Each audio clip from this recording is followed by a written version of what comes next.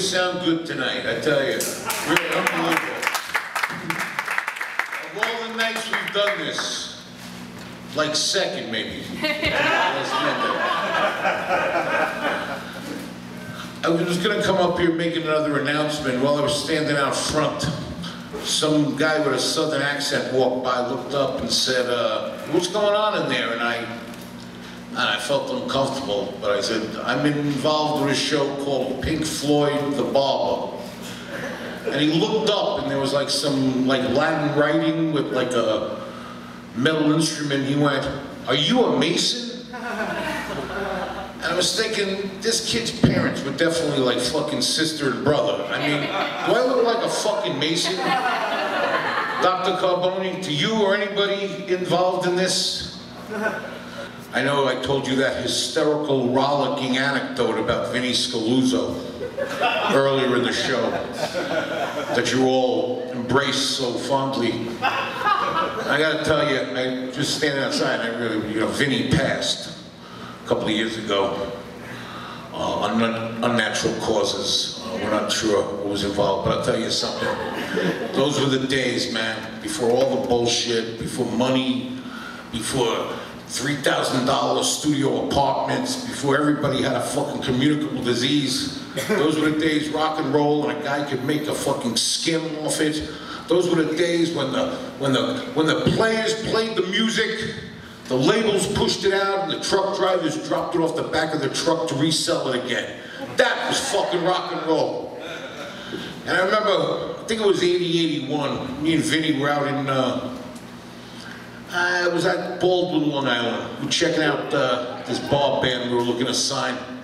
And I remember the band's manager was supposed to drop us an envelope, So we go into the fucking back office, and the guy, he ain't got the bread.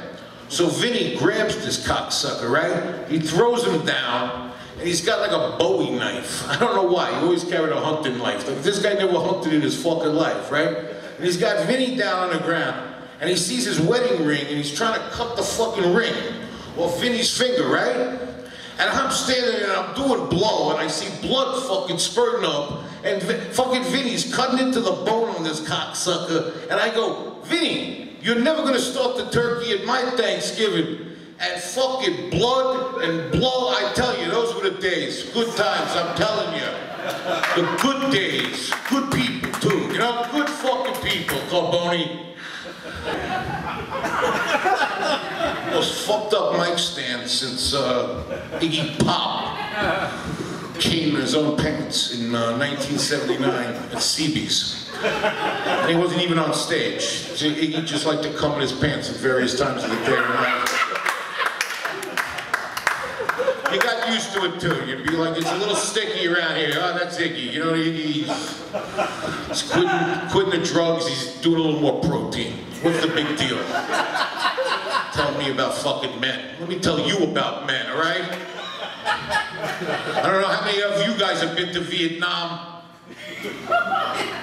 I didn't go myself, but I've watched Platoon and, a lot of those movies over and fucking over. I think that's why Charlie Sheen's so fucked up. He's watching his father fucking kill Brando. And he's thinking like, that's my father, who I fucking hate his guts. Maybe he should kill me. Maybe Charlie's waiting for Martin to come in and fucking slice his crack smoking head off. I don't know.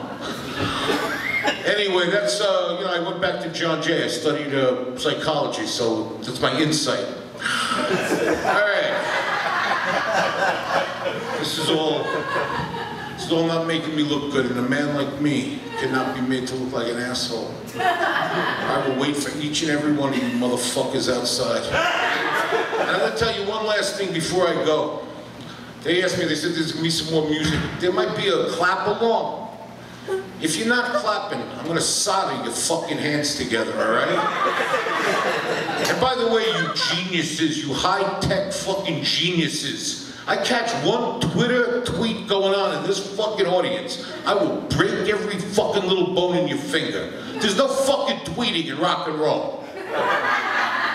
That's the 5th rule. All right, come on. Jimmy Barcelona, there's no tweeting in rock and roll.